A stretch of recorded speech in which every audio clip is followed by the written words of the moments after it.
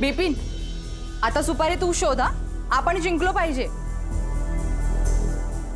लवकर लवकर लवकर शोध.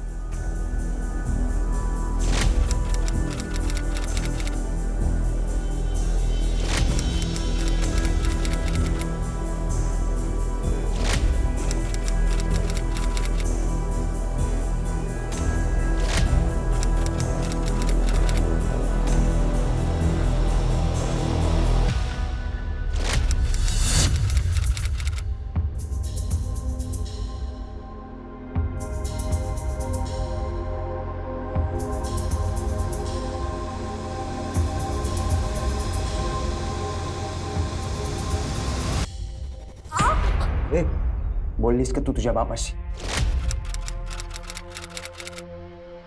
आता वेळ आहे का बोलायची? मी बघा माहेरी आहेस ना म्हणून जास्त नखरे करायची नाही. डोक्यात जाऊ नको माझ्या. तुला माहिती आहे मी काय करू शकतो ते. कधी बोलणार आहेस? मी मेल्यावर बोलते. उद्या सकाळपर्यंत पैशांचा बंदोबस्त नाही झाला ना तर जीव घेतील ते माझा. बोलते आज रात्री.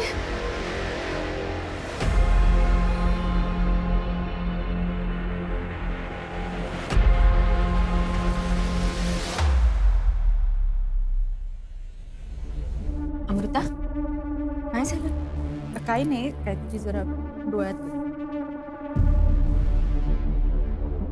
अरे शोध लवकर.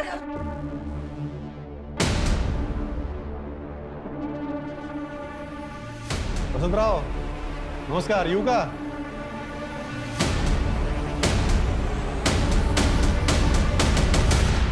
भास्करराव, या या या या या. स्वागत आहे आपलं. तुम्ही तर काय आम्हाला बोलवलं नाहीत.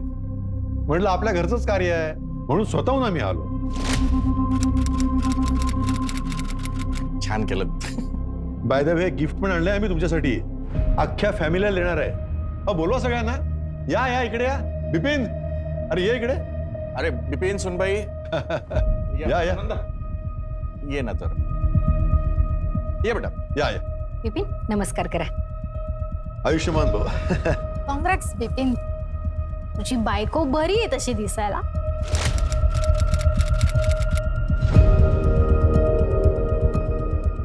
त्याच्याकडे नीट बघा जरा. त्याच्या काही सवयी. अगं काय चाललंय तुझं? ये इकडे. बरं बाय द वे हे गिफ्ट घ्या. या इकडे उभे राहा. आपल्या सगळ्यांचा एक फोटो हवा मला. अरे कोणीतरी फोटो काढा रे. ठीक आहे. थँक्यू.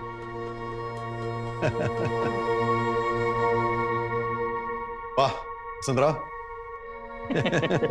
Thank you thank you. हे तुम्ही चांगलं केलं नाहीत वसंतराव. याचे परिणाम तुम्हाला भोगावे लागतील. चल. भास्करराव, भास्करराव, मी काय म्हणतो. ए ए ए. चुकलं माझं, माफ करा. मुलाचा हट्ट होता म्हणून मला हे लग्न मान्य करायला लागलं. तसं बघायला गेलं तर तिच्यापेक्षा आपली दीपाली फार सुंदर आहे. आता हे सगळं बोलून काय उपयोग? तुम्ही हे असं वागाल असं वाटलं नव्हतं. खरंच चुकलं हो माझं. एक विनंती आहे माझी. कसली? प्लीज या सगळ्या गोष्टींचा परिणाम आपल्या व्यवसायावर होऊ देऊ नका तुम्ही. अहो आपला व्यवसाय वाढीस लागावा म्हणून तर मी हे सगळं ठरवून आणलं होतं. पण तुम्ही ते तोडलं. त्याचा परिणाम तर होणारच. तो परिणाम भोगायला तयार राहतो.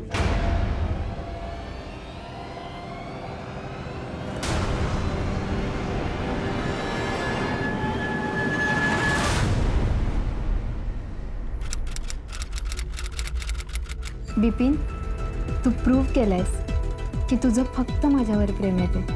तू जर त्या दीपाली बरोबर लग्न केलं असतास ना तर मी तर ना तुला असं. झालं झालं ते विसरा आता. आणि या पुढे काय करायचंय त्याच्याबद्दल विचार करू. काय करायचं? आता तेही मी सांगू का. हम तुम एक कमरे में बंद हूँ. हे ऋषी कपूर, अरे ताई तू. दरवाजा उघडा आहे आणि हे सगळं इथे नाही, महाबळेश्वरला जाऊन करा. या दाजी या ना. नाही मी ठीक आहे. तू तुमचं चालू द्या. काय प्लॅन आहे? तुमच्यासाठी सरप्राईज आहे. हनीमून पॅकेज बुक केलंय. 1 वीक इन महाबळेश्वर. ठीक आहे. अमृताताई, तुम्ही किती करता हो सगळ्यांच्यासाठी. अगं तू काल आली आहेस, तुला कुठे माहितीये मी काय काय करते कोणासाठी ते. हे या सगळ्यांच्या लिस्ट मध्ये माझं नाव घेऊ नकोस, कारण मी सांगावं असं हिने काहीही केलेलं नाही माझ्यासाठी. नाही सॉरी हा तुम्हाला डिस्टर्ब केलं. गुड नाईट, एन्जॉय करा. आणि हो, झेपेल तेवढंच एन्जॉय करा. नाहीतर मी काय अगं नवीन लग्न झालं, सांगेल ना नको का? मग अगं आपल्याला पण सांगणार होतं ना.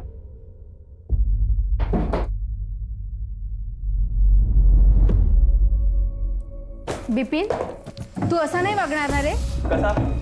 ह्या तुझ्या दाजींसारखा. तुला काय वाटतं? मला असं वाटतं की त्या गिफ्टमध्ये काय आहे ते बघा.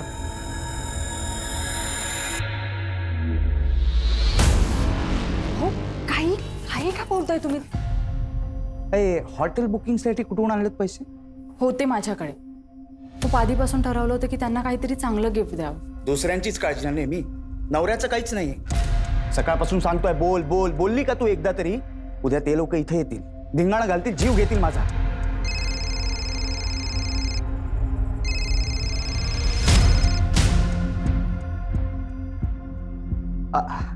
हा भाऊ, हा सॉरी सॉरी, नाही उद्या सकाळपर्यंत करतो ना भाऊ. हा हा होईल होईल, उद्या बंदोबस्त होऊन जाईल सकाळी नक्की.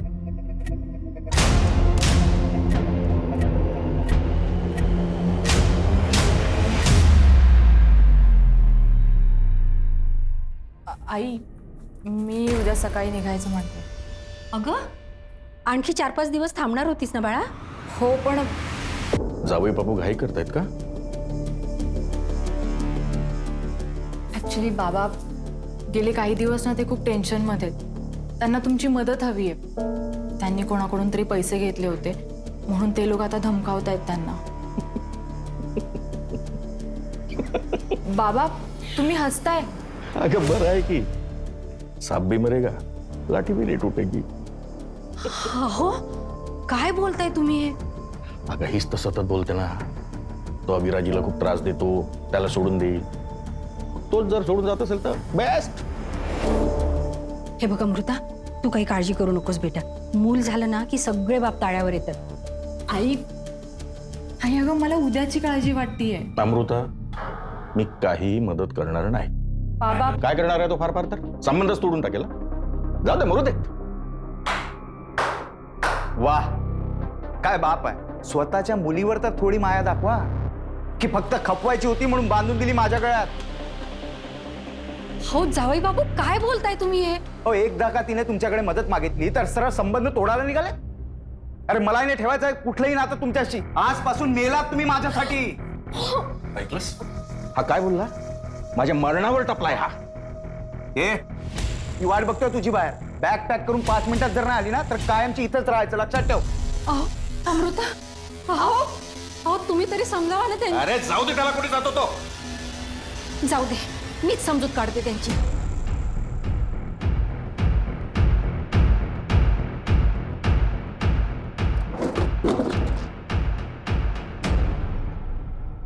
माझ्या शब्दाला शब्द देतो, माझ्या मरणावर टपलाय.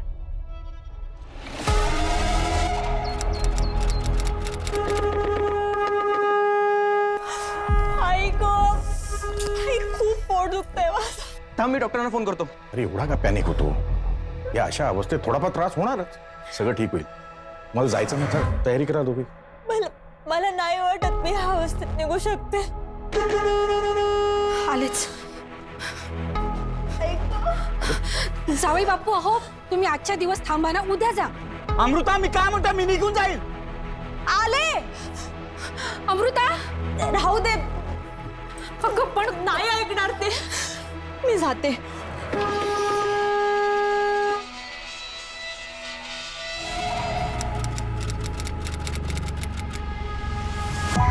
सुखीरा. आमचं 21 तारखेपर्यंत बुकिंग आहे. 22 पर्यंत परत येऊ. निवांत या.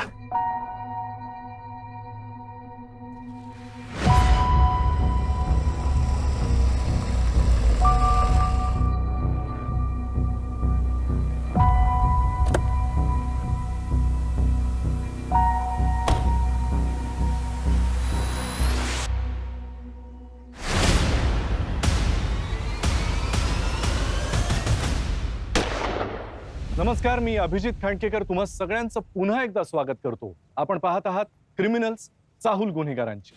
आपल्यापैकी प्रत्येक जण आपलं कुटुंब सुखी समाधानी असावं यासाठी झटत असतो. पण कुटुंब सुखी तेव्हाच होतं जेव्हा या कुटुंबाचा पाया हा विश्वासाच्या आधारावर उभा असतो. आणि समाधानी कुटुंब तेव्हाच असतं जेव्हा त्याच्यावर प्रेमाचं आणि मायेचं छप्पर हे सतत सावलीसारखं असतं. पण या अशा सुखी समाधानी कुटुंबामध्येही द्वेषाची, सुडाची आणि तिरस्काराची ठिणगी पडली तर होम स्वीट होमचं होमकुंड व्हायला फारसा वेळ लागत नाही. आणि या होमकुंडामध्ये आहुती जाते ती कुटुंबातल्या प्रत्येक सदस्याची. मग या मोरे कुटुंबियांच्या बाबतीत असंच काही घडलं होतं का? एकाच कुटुंबातले 4 सदस्य प्रवासाला निघालेले असताना हा प्रवास आपल्या आयुष्यातला शेवटचा प्रवास ठरू शकतो याची त्यांना कल्पना तरी होती का? हसत्या खेळत्या कुटुंबाला अशी कोणाची नजर लागली होती? नेमकं काय घडलं होतं? चला पाहूया.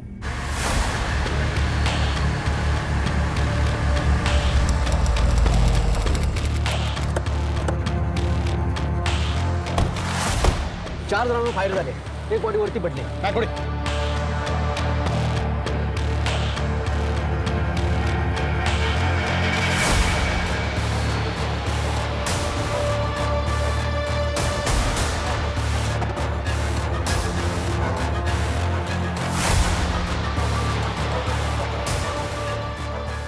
ही रॉबरी तर वाटत नाहीये ना? नाही सर, दागदागिनेचं जागच्या जागेवर आहे. सगळ्यांचे आयडी चेक करा. हो सर. हा.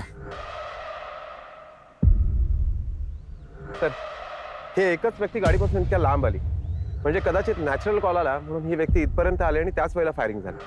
किंवा कुणीतरी गाडीला तिकडे थांबवलं आणि फायरिंग केलं.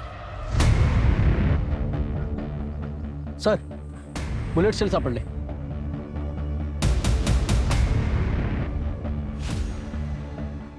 Sir, 9mm bore, automatic gun असणार. सर, ही जिवंत आहे.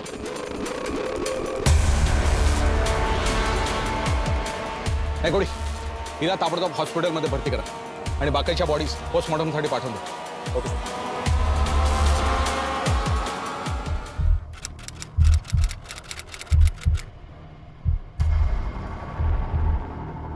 हॅलो डॉक्टर, कशी आहे अमृताची तब्येत आता? विकनेस खूप आहे. बॉडीने खूप ब्लड गेलेलं आहे. ती अजून नीट शुद्धीवर आलेली नाही.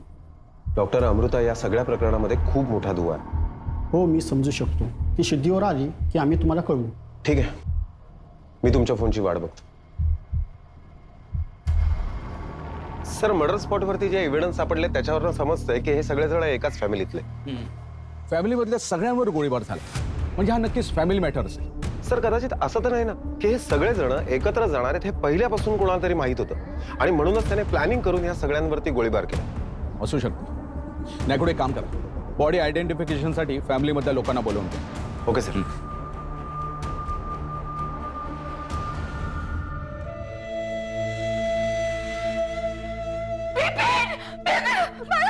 माझा बिपिनला काय झालं?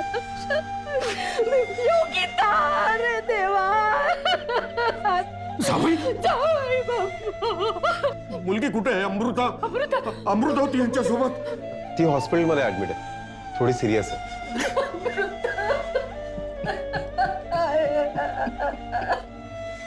एकाच फॅमिलीतली तरुण मुलं अशी अचानक गेल्यावर काय दुःख होतं समजू शकतो. तुमच्या फॅमिलीचं कुणाशी काही भांडण वगैरे होतं का? नाही हो सर, सगळं काही सुरळीत चालू होतं. काय नशिबात लिहिलं होतं कोणच ठाऊक. पण ही घटना घडली कुठे? हायवेवर त्यांना गोळ्या घालून मारण्यात आल्या.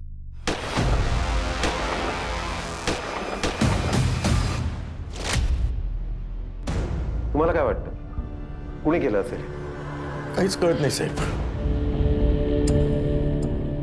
पण हे सगळे एकत्र कसे? म्हणजे जाताना हे सगळे वेगवेगळे गेले होते. म्हणजे माझं जावई अविराज आणि मुलगी त्यांच्या कारने गेले होते. नंतर बिपिन आणि योगिता हे टॅक्सीत गेलेत.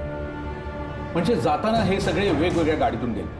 तर मग चौघे एकाच गाडीत कसे काय कळत नाही आहे. म्हणजे जर त्यांना एकाच रूटला जायचं होतं मग त्यांनी 2 वेगळ्या गाड्या का केल्या? नाही, अविराज माझे जावई आणि मुलगी ते त्याच्या गावी निघाले होते वडखळला. बिपिन आणि योगी तर महाबळेश्वरला निघाले हनीमूनसाठी. तुमचा कोणावर संशय? काय कोणावर संशय घ्यायचा साहेब? तुम्ही 10 वेळा चौकशी करणार, झडती घेणार घराची. नको नको, ही झंझट नको, असू द्या. म्हणजे या प्रकरणाची चौकशी होऊ नये असं वाटतंय का तुम्हाला? काय करणार तुम्ही चौकशी करून? माझा मुलगा तर परत येणार नाही का? चालेल, संपलं सगळं. असू द्या, तो विषय बंद करा. चल चल चल. अगं चल का? अहो थांबा जरा. 1 मिनिट मोरे.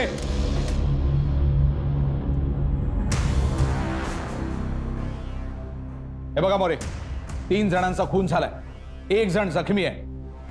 तपास तर होणारच. अहो, असं आरोपींना आम्ही मोकाट सोडत राहिलो तर उठसूट कोणी गोळ्या झाडत सुटे. नाही साहेब, तसं नाही.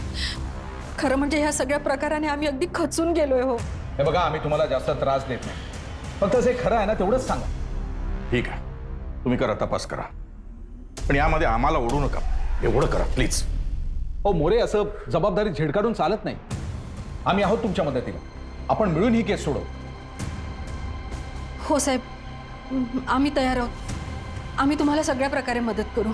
Thank you madam. नायगोडी, यांची माहिती लिहून घ्या. ते अविराज आणि योगिता यांच्या पॅरेंट्सला पण कळवा. Okay sir. योगिताकडून कोणी येणार नाही. का? पोलीस आहात ना तुम्ही, शोध लावा ना, काय येणार नाही ते. ठीक आहे, या तुम्ही. तुमच्या घरची झडती घ्यायला येऊ तेव्हा बघा. चल सुनंदा. सर, या माणसाच्या घरातली 3 जण गेली आहेत आणि हा माणूस. याला काही दिवस ऑब्झर्व करा, नक्कीच काहीतरी माहिती मिळेल. शांत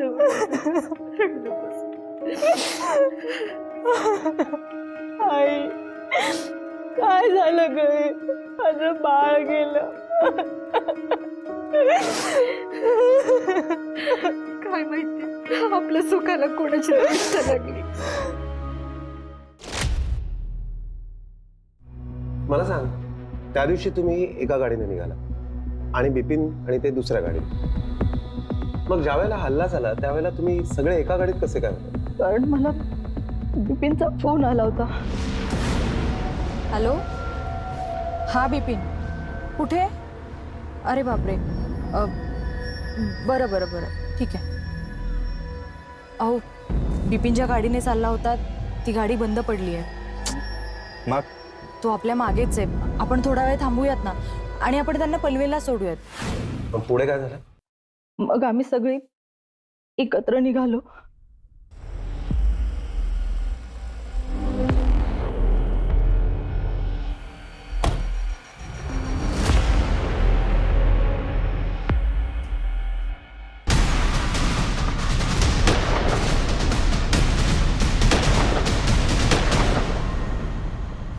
कुठून आला तो क्रिमिनल?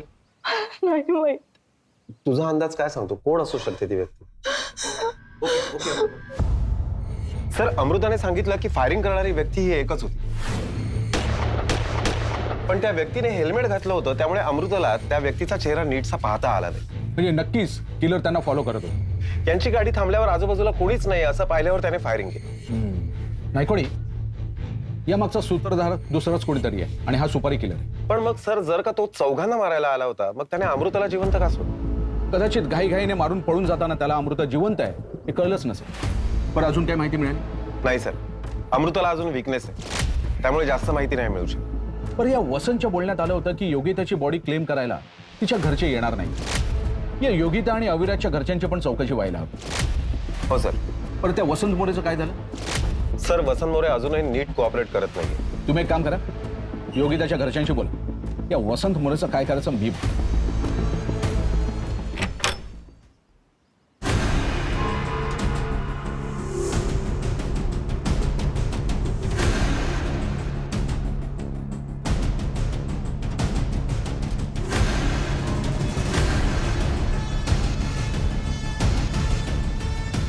सर, गिफ्ट सापडले.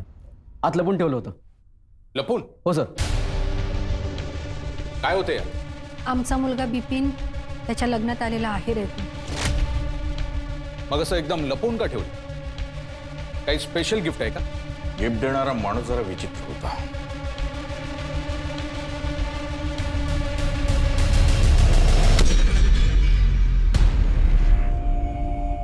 श्रीधर मोहिते? हो हो मीच. ही कोण तुमची कोणी नाही. मुलगी आहे सांगायला लाज वाटते. तशीच वागली आहे ती. खूप त्रास दिलाय तिने मला. पण आता ती कधीच तुम्हाला त्रास देणार नाही.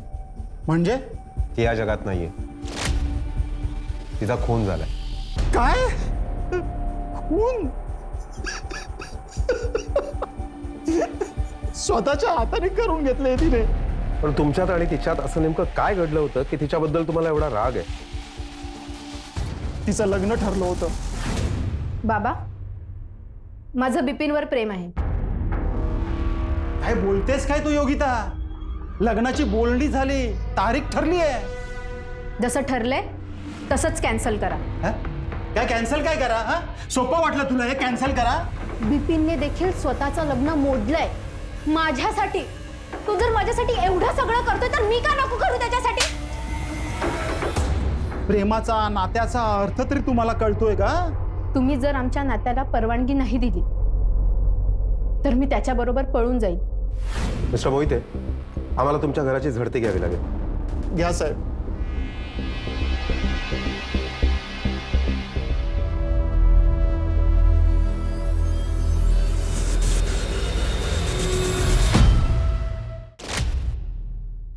वसंतच्या घरी भास्करने पाठवलेलं हे गिफ्ट सापडलं. त्यात ती चिठ्ठी होती.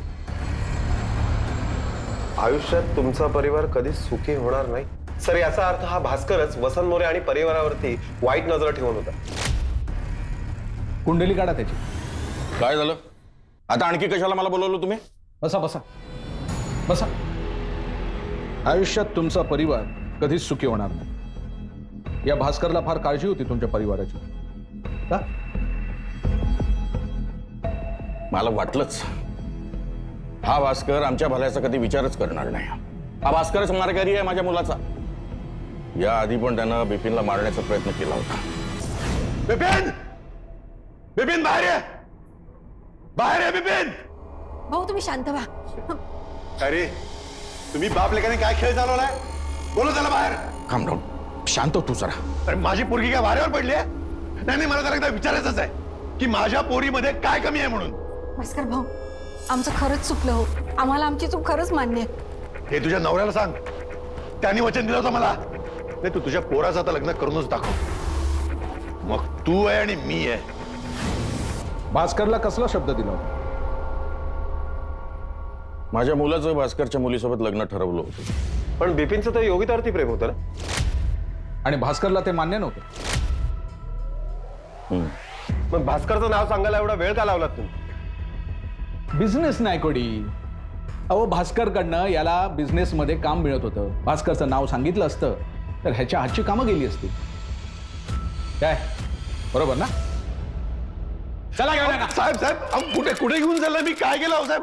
साहेब कुठे घेऊन चालला मला तुम्ही? बघा, तुम्ही बिपिनला मारून टाकण्याची धमकी दिली होती आणि त्याबरोबर सगळ्यांना मारलं.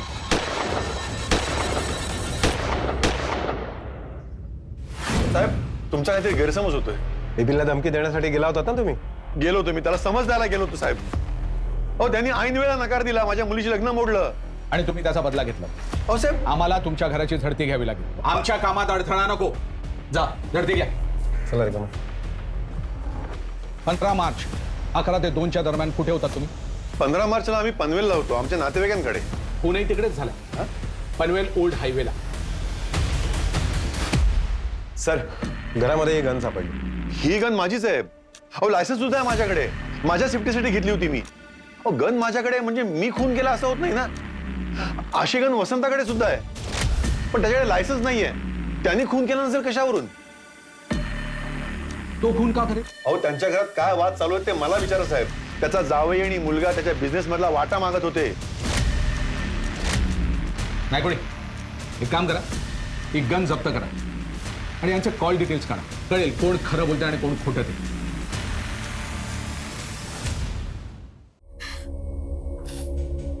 सगळं संपलं का? बिपिनच्या लग्नानंतर मी किती स्वप्न पाहिली होती, सगळी धुळीला मिळाली. आई, मला कमी त्रास होतोय का ग? त्यात माझ्या सासूबाई. त्यांचं काय? त्यांना असं वाटतंय की हा सगळा माझाच दोष आहे. तू पण तर माणसाने बोलावं असंच काहीतरी वागत असतेस ना. आई, आता तू पण तेच बोलतेस? भरत आला होता.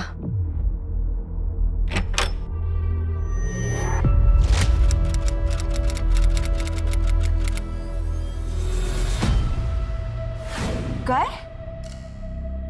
इथे? नशीब कोणाला दिसला नाही. अरे देवा. सर, हा बिपिन 5 महिन्यांपूर्वीच इंजिनिअरिंग कंप्लीट करून मुंबईत आला आणि तो योगिता आणि दीपाली या दोघींच्याही कॉन्टॅक्टमध्ये होता. सर, असं असेल तर त्याने दीपाली बरोबर लग्न करायला हवं होतं, कारण भास्कर हा वसंतचा बिझनेस पार्टनर होता. नायकोडी, या योगिताने अशी काय जादू केली असेल? सर, असं तर नसेल की ही योगिता मध्ये होती म्हणून भास्करची चिडचिड झाली आणि त्याचा परिणाम भास्कर आणि वसंतच्या बिझनेसवर झाला. बिझनेसमध्ये लॉस झाल्यामुळे वसंत अविराजला पैसे देऊ शकला नाही आणि या सगळ्याचा परिणाम म्हणजे हे 3 मर्डर. असं असेल तर या सगळ्या मागचा सूत्रधार कोण? सर, या अविराजच्या बाबतीत अजून एक गोष्ट समोर आली. अविराजच्या मोबाईलवर गेल्या 2 दिवसामध्ये दुर्गेश नावाने 12 वेळा कॉल आलेला आहे. नायकोडी, एक काम करा, या दुर्गेशची पण कुंडली काढा.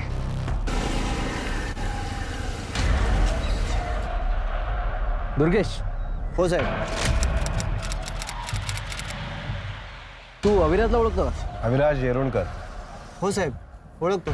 का रे, तुला त्याची एवढी काय काळजी वाटत होती की गेल्या 2 दिवसामध्ये तू त्याला 12 वेळा फोन केलास? साहेब, उलट त्यानेच माझ्याकडून पैसे घेतलेत आणि तो माझं कामही करत नाहीये.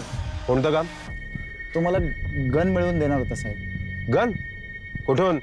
त्याच्या सासऱ्यांचीच आहे आणि त्यासाठीच त्याने माझ्याकडून पैसे घेतले साहेब. तुला गन कशासाठी पाहिजे होती? साहेब, मी एक व्यापारी आहे. मी शेतकऱ्यांकडून माल घेतो. मला त्यांना कॅश द्यावी लागते. रात्री अपरात्री माझ्याकडे कॅश असते, म्हणून सेफ्टीसाठी गन हवी होती. अशी कोणाचीही गन वापरणं हे इलिगल आहे, माहिती आहे ना तुला? हो साहेब, सॉरी. ठीक आहे, मला एक सांग, त्या अविराजचे कोणी शत्रू होते का रे? मी बाहेर उभा आहे. तुला सांगितलं ना फोन करत जाऊ नकोस म्हणून. मला तुझ्याशी बोलायचंय, फक्त 2 मिनिटासाठी बाहेर आहे. माझा नवरा मेला म्हणजे असं नाही की मी तुझ्याशी लग्न करेन. बाहेर कोणी नाहीये, फक्त 2 मिनिटासाठी आहे. मला पोलीस स्टेशनला जायला लावू नकोस. साहेब, अविराज आमचा एकुलता एक मुलगा होता. ती आल्यापासून नुसते वाद घरात सुरू असायचे. शेवटी झालं ना तिच्या मनासारखं. अहो, नवऱ्याशी नवऱ्यासारखं वागायचीच नाही. घटस्फोट मागत होत. आणि ज्या बाईला नवरा नको असेल तो मेल्यावर तर तिला आनंदच होईल ना. म्हणजे तुम्हाला म्हणायचं आहे अविराजला अमृताने मारलं? तुमच्याकडे काही पुरावा आहे? आणि तिने नाही मारलं याला काय पुरावा आहे? जयश्री, तू गप्प राहा. कसं आहे साहेब, अवी आमचा एकुलता एक मुलगा होता. मला जे काही आहे ते बोलायचा आणि त्यामुळेच अनेकांना तो फटकाही वाटायचा. आणि अमृता एकदम टोकाची वागायची. एकदा तर तिने स्वतःला संपवायचा प्रयत्नही केला होता. तुम्हाला नकोशी झाली आहे ना मी? ठीक आहे. अमृता काय करते? हे नेहमीची फालतूगिरी आहे. सोड का तिला. ही भांडणं कधीपासून सुरू होती? 1-2 दिवसाआड सुरूच असायचे साहेब. या अविराजचा व्यवसाय काय होता? कन्स्ट्रक्शनचा. मग तो दुर्गेशला गन कुठून मिळवून देणार होता? याबद्दलही तुम्हाला काहीच माहिती नसेल ना? नाही साहेब, खरंच आम्हाला यातील काही माहित नाही. ठीक आहे, या तुम्ही.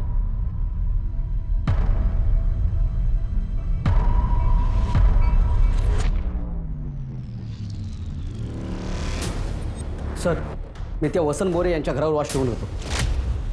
ती अमृता आपल्यापासून काहीतरी लपवते. तिला एक मुलगा गुपचूप भेटायला येतो. हे दोघे बाप लेक खूप पोचलेले दिसतात. सर, मला वाटतं या वसंत मोरेच्या घरची पुन्हा एकदा झडती घ्यायला हवी. त्याने बऱ्याच गोष्टी आपल्यापासून लपवून ठेवल्या. मोरे, आम्हाला तुमच्या घरची झडती घ्यायची. परत चौकशी नको असेल तर गन कुठे आहे सांगा. गन? तुमच्याकडे गन आहे की नाही? आहे. रिकामे सर, यांच्याबरोबर जा. आम्ही अमृताशी बोलतो. चला. चल.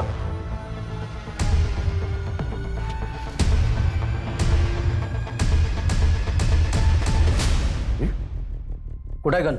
अहो इथेच असते नेहमी. हो, मी डिवोर्स ट्राय केला होता, कारण लग्न झाल्यानंतर काही दिवसातच मला लक्षात आलं की या माणसाची माझं पटूच शकत नाही, कारण तो खूप अमानुष होता. सर गण नाही सापडली. मला काहीच कळत नाही. गण कुठे गेले? हा, माझं जावई अविराज माझ्या मागे लागलं होतं, त्याला ती गण हवी होती म्हणून. सर, अविराजही मला म्हणत होते की तुझ्या बाबांची गन मला मिळवून दे म्हणून. का? त्याला का हवी होती गण? त्या दुर्गेशला द्यायला. दुर्गेश? हो, दुर्गेश तुमच्या जावयाचा मित्र. अविराजने दुर्गेशकडनं पैसे घेतले होते आणि गन तर गाडीत पण नाही सापडली. मग गन गेली कुठे? सर, आम्ही निघायच्या आदल्या दिवशी मी बाबांच्या खोलीतून त्याला घाईघाईने येताना पाहिलं होतं.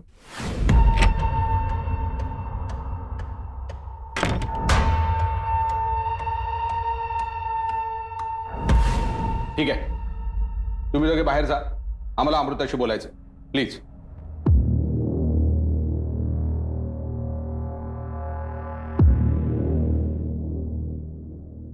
अमृता, काय वाटतं तुला? कोणी फायर केलं असेल? काय अंदाज? नाही सर, मला अजूनही कळत नाहीये की ती व्यक्ती नेमकी कोण होती. त्याने फायर कुठून केलं? म्हणजे तू नेमकी गाडीत कुठल्या सीटवर बसली होती? ड्रायव्हरच्या बाजूच्या सीटवर. आणि बिपिन आणि योगिता? ते मागच्या सीटवर. आणि त्याने फायर कुठून केलं? त्या बाजूने, म्हणजे ड्रायव्हरकडच्या बाजूने. त्याने आधी कुणाला फायर केलं? अविराजवर. पण तो तर गाडीत नव्हता. नाही, ते गाडीच्या बाहेर होते, लघवीला गेले होते. हा भरत कोण आहे? सर, अमृताने जे आपल्याला स्टेटमेंट दिलं आणि ऍक्च्युअल क्राईम स्पॉटवरती जे घडलं ते दोन्ही एकमेकांशी मॅच होत नाहीये. म्हणजे अमृताने आपल्याला सांगितलं होतं की गोळीबार हा ड्रायव्हरच्या बाजूने झालाय. जर असं असेल तर आत बसलेल्या बिपिन आणि योगिताला गोळी ही उजव्या बाजूला लागायला हवी होती, पण गोळ्यांचे मार्क्स तर डाव्या बाजूला आहेत. म्हणजे अमृता खोटं बोलते आणि अमृता वाचवायचा प्रयत्न करते, पण नक्की कोणाला? मे बी वडिलांना. नायकोडी, या भरतचं नाव घेतल्यावर अमृताचा चेहरा उतरला होता, बरोबर? हो सर. या भरतला ताब्यात घ्या. Okay sir.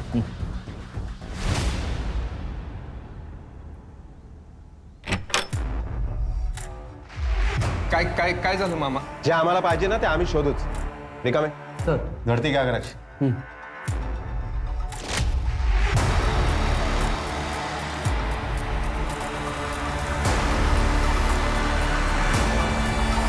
नायकोडी,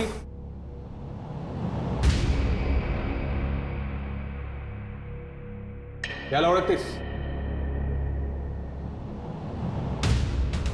हा तुला सारखा काय यायचा भेटायला? माझ्या लग्नाआधी आमचं एकमेकांवर प्रेम होतं. तुमच्या घरातून गायब झालेली गन मोरे. ही माझीच गण आहे. आणि याच गनमधनं फायरिंग झालं होतं. आणि ही गन भरतकडे होती.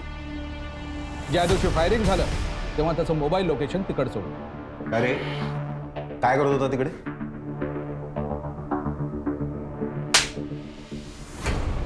साहेब साहेब साहेब सांगतो साहेब. अमृताचा नवरा तिचा खूप छळ करत होता, म्हणून त्याला धमकवण्यासाठी मी त्यांच्या पाठीमागे गेलो होतो. पण जेव्हा मी तिथे गेलो तेव्हा मात्र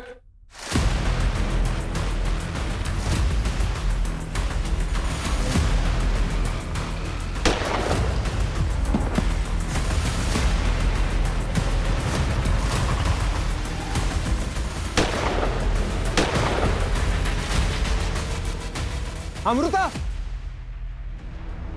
काय केलंस तू हे? भरत, तुझं माझ्यावर प्रेम आहे ना? हो. मग मी सांगते ते कर. अगं पण तू काय करतेस? अमृता, हे अमृता. मला हे सगळं करायचं नव्हतं, पण कधी कधी मला खूप राग यायचा आणि मग जीव द्यावासा वाटायचा. माझ्या लहानपणापासून माझ्या आई वडिलांनी मला कधीच समजून नाही घेतलं. त्यांनी नेहमी मला परक्यासारखं वागवलं आणि त्यांना हव्या त्याच गोष्टी माझ्यावर लादल्या. आणि अविराज, तो तर मला नोकरासारखा वागवत होता. सगळ्या जाताला कंटाळून मी ठरवलं की अविराजला संपवायचं.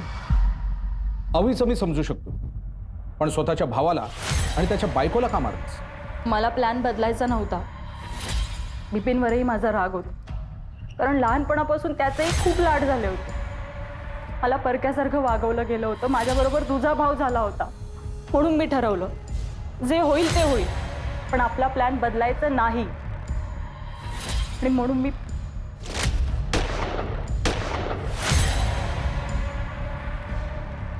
नाही कोणी येऊन द्या ना. चले.